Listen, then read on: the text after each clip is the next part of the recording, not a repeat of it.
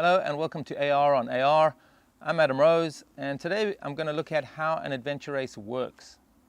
I'm sure most people visiting this channel haven't come here by accident. So you've probably seen something, maybe the Eco Challenge on TV, something similar, and you have an idea of what's involved.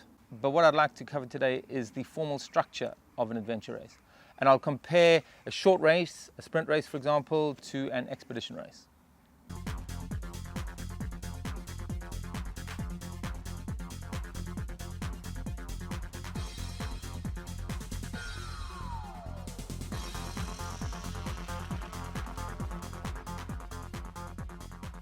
So first off, adventure races are generally team-based. Not all races though, especially in the sprint category, so these short races that could be a few hours long, even up to 24 hours long. They can allow you to race as a solo. It's not very common. I have seen more requests for this actually in recent times, just because it is difficult to get hold of other team members, people who can commit at the same time, the same amount of time, to be available for an event. So, more people are hankering to do races solo. In fact, one of the biggest adventure races in the world, the Red Bull X Alps, is a solo event. And that's where they paraglide across the Austrian Alps down to Monaco. Solo, they climb mountains, then paraglide off, climb the next mountain, paraglide off, and they cover over 1,100 kilometers. So you do get long solo adventure races. But generally, in a team-based race, you're talking between 2 and 4 team members, and most of the longer races, especially expedition races, require to be a mixed-gender team. Having said that, some races do allow you to participate as a single-gender team. So let's say it's a 4-person team, all male or all female team. During the adventure race, the team must stick together. They should always be within eyesight of each other, and they should always be within earshot of each other. And they should go and retrieve the checkpoints together. So what shouldn't happen is 3 team members sit down while the 4th team member runs up a hill, grabs a checkpoint and comes back down again. There are 2 kinds of scoring systems in adventure races. One is known as a score event or a row gain, and the other one is what we'd call linear. In a row gain event, they give you a time limit to get as many checkpoints as you can in any order that you like. Typically those kinds of races take place from a central race headquarters. So you might go out on a bike leg, return back to the headquarters, transition, go onto a trekking leg, go out and pick up a few more checkpoints, and so on. What I have here is an example of a map from that type of score event. The different colors represent different disciplines. So you can see a number of red ones, which are running checkpoints, a number of black checkpoints, which are for biking, and then some blue checkpoints, which obviously took place on kayak. Here's another example of a map for a score event. On one side of the map, everything you see here is for the mountain biking, which they've color-coded blue. And on the other side, here are all the running checkpoints. So that's fairly standard, having them all on a single side or double-sided like this. Okay, one of the ways adventure racing is superior to all these other endurance sports is you don't have to be extremely fit to take part. Literally anybody watching this video right now can participate in an adventure race. Unlike a triathlon, for example, where you have to cover a set number of kilometers to complete the event, with the row gain or score events, let's say there are 3 disciplines, usually all you need to be ranked in the event is to get 1 checkpoint, for example, on the bike, 1 checkpoint on foot, and 1 checkpoint on kayak. And literally, that could be a few hundred meters each. So on a 6-hour sprint race, you could spend half an hour to an hour leisurely walking out to those checkpoints, biking out to 1 checkpoint, kayak to 1 checkpoint, a few hundred meters, and you're ranked. Okay, so the barrier to entry is virtually non-existent when it comes to adventure racing, other than the gear. In a linear adventure race, there are a number of checkpoints that are numbered, and you have to get each checkpoint in a specific sequence.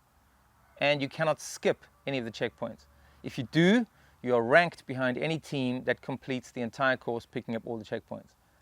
And also, you're not allowed to go back. So if you've skipped out a few checkpoints, and then later on come across them, you can't suddenly pick up those checkpoints you missed out earlier on. Some linear adventure races might even include a score or row gain stage within the longer linear event. So for example, you might bike into transition following a linear course, then transition to foot, and you've got checkpoints you can pick up in any particular order you like before you return back to the transition and then continue on the bike. Okay, and here's an example of a map from a linear event, an expedition race. The color of the checkpoints that you can see here don't necessarily mean anything. For example, red doesn't necessarily mean a specific discipline, but there's a transition, TA4, and we just plotted a route that we thought was the most efficient way to get through the course. Also, it's important to understand that adventure racing has many disciplines like triathlon, but there's no set order for those disciplines. So it might include biking stages, or trekking, or kayaking, or rafting, or horse riding, or caving, or gorging, or coast steering. It could be any of those disciplines. And the organizers might decide to have one of each of those disciplines, or might include 3 bike stages, 2 trekking stages, 4 rafting stages, but ridiculous that one. But you get the idea. So no 2 adventure races are necessarily the same. And even an adventure race that you do every year, for example, let's say I did the Florida Sea to Sea, each time they run it, it is different. And that's one of the appeals of adventure racing, is that literally when that race is staged, you don't really know what's waiting for you. When you finish a stage, you reach what's generally called a transition area, and that's where you can get the equipment for the next stage, leave the equipment that you just used on the current stage. For example, if I'm going from a bike stage onto a trekking stage, when I reach a transition area, I might need to disassemble my bike, put it into the bike box, then get all my equipment and food for the next trekking stage before I set off on that stage. And usually, in most expedition races, the race organizers, the race crew, will move all your equipment from that transition area to the next transition area. In a sprint race, short race, usually, as I say, things might be at a race headquarters, so there is no need for your equipment or gear to be moved. Just as you come back into the headquarters, you resupply and then set off on the next leg. Some races do require you to have your own crew member. We saw this in the Eco Challenge Fiji, where the 5th team member was the crew, and they were responsible for all the logistics for each team.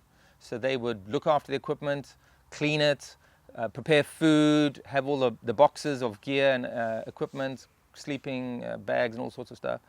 And the team would come into transition, do whatever they needed to do, set off on the next stage, and then that crew member had to move all that equipment, the tents in this case as well, stoves, cooking material, whatever, in a vehicle to the next transition area. One of the oldest running adventure races, the Corsica Raid, also has this methodology, though I think that kind of logic is probably going to be phased out in the long term because there's a bigger carbon footprint basically, having to have extra people on the course. Nowadays it's fairly uncommon to attend a race where you have to bring an extra crew member. In terms of these linear events, sometimes you might start in one location and finish in a completely different location. We saw this in Eco Challenge Fiji, where they started on the east side of Fiji and moved across to the western side of Fiji. That's basically A to B. Some linear adventure races might have a race headquarters that you pass through more than once. So you start at the race headquarters, head out on a number of stages, return to the race HQ, pass through it, and continue out. Pretty much like a figure of 8.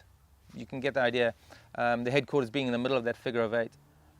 And then some adventure races, linear events, might even have you going in what is basically a single large loop. So you start from the race headquarters, head out on multiple stages, multiple transitions, and eventually finish back at the race headquarters where you started. Lots of shorter races especially have what I call a butterfly arrangement. Basically, it's like wings of a butterfly. You, for example, might bike into a transition area, head out on a trek stage, return to that bike, and then continue on the bike. So the bike becomes the means to get from discipline to discipline, and at each transition area, you're heading off on a non-biking discipline. We actually saw this in Eco Challenge Fiji, where they biked to a transition area, trekked out to that second rope section where they abseiled down that waterfall, returned back to the bikes, and then continued on those bikes. One of the advantages of a race having that kind of layout is that you don't have to disassemble your bike when you come into transition. The bikes aren't transported by the race organizers. You do the transporting by simply riding that bike from transition to transition. It's quite helpful, and as I say, it's more common in shorter races. 2-3 day races, you find that quite often. If the race is linear, A to B, and the bikes have to be transported by vehicle from one transition to another, as I said, you probably have to disassemble the bike and put it into a bike box. The bike boxes are generally a uniform size. I'll just tell you it's 140 centimeters by 80 centimeters by 30 centimeters. Also, those bike boxes can fit bikes of any size. And in most adventure races, you will have to create a box or use a box that is exactly those dimensions. It makes it so much easier when they're transporting hundreds of bikes. If they're all exactly the same size box, it's much easier to pack it into a van or a lorry, a truck or something like that. If you're using plastic bike boxes of strange shape, usually those are going to be rejected by most race organizations. In a later episode, in fact, I'll show you how to create your own bike box for not much money, and they are basically the most popular form of bike box used in adventure racing. Okay, just to give you some idea of what a race schedule might include. For a short event, a sprint event, typically, just like a triathlon, you turn up on the day, register, in this case, show any mandatory equipment that you are required to carry with you, attend a short race briefing, and then the race would start. You'd send out, do the race, and finish, quick prize giving, and you go home. Pretty much like a triathlon, I'd say. With a longer race, an expedition race, everything obviously just takes a little bit longer. So ideally, you turn up at the race headquarters a day or two beforehand to acclimatize, just also to get there, make sure all your equipment gets there in time. And then you'd go through the normal pre-race preparation. So making sure you've got enough food for the race, attending the mandatory gear check, making sure you've got all the equipment that's up to the specifications of the organizers, doing a skills check, so handing in any certificates if necessary, if you hadn't supplied them already by email, proving that you have the right rope skills, you know how to abseil safely, that you're able to sea kayak safely. That'll be something in Patagonia Eco Challenge for sure. I'm expecting them to have to check us. But you know, you go through this rigmarole. It's fairly social. It's a good time to check out all the other teams. And you register, probably the second day or third day. You may or may not receive the maps at this point, and you certainly will attend a race briefing. If they provide the maps early, you know, let's say the race is going to start tomorrow morning, 8 o'clock in the morning. If we receive the maps the night before, we typically spend most of that night trying to plan the route. Other races, they might only supply the maps at the start line, which is quite exciting because it puts all the teams on a level playing field. And it also means teams don't have the opportunity to use things like Google Earth to plan their route. In fact, some races, they'll supply the maps just before the start, but then put you into a lockdown. So you're not allowed access to any internet or anybody else. So you cut off from all external communications for those 2-3 hours while you prepare the maps. But yeah, other races, you only receive the maps literally as you start the race. So you're heading off on a trekking stage, you've got a number of maps in your hands, and you're trying to plot the route, and you're torn between, do I stop and plot the route now, or do we just wing it and get to that first checkpoint and make it up as we go along? It is a very difficult decision to make. And then some other races will only supply the maps en route. So let's say you start off with that trekking stage with the first map. Once you finish that stage, you get into transition. Only then do they supply you with the next map. We saw this in Eco Challenge Fiji, where at each transition area, they were supplied the maps for the forthcoming stages. Some expedition length races have what we call a prologue, and that gives an opportunity for teams to compete against each other. Sometimes it's quite playful, in fact, but the real reason they do this is twofold, really. One is sometimes it's publicity for the host country or the host town for that adventure race, give an opportunity for all the townspeople to come out and see what's going on in the race. And one of the other reasons is to spread the team out when the proper race starts. You can imagine if we had 100 teams, a total of 400 people on bike, all setting off at exactly the same time, there'd probably be chaos on the roads.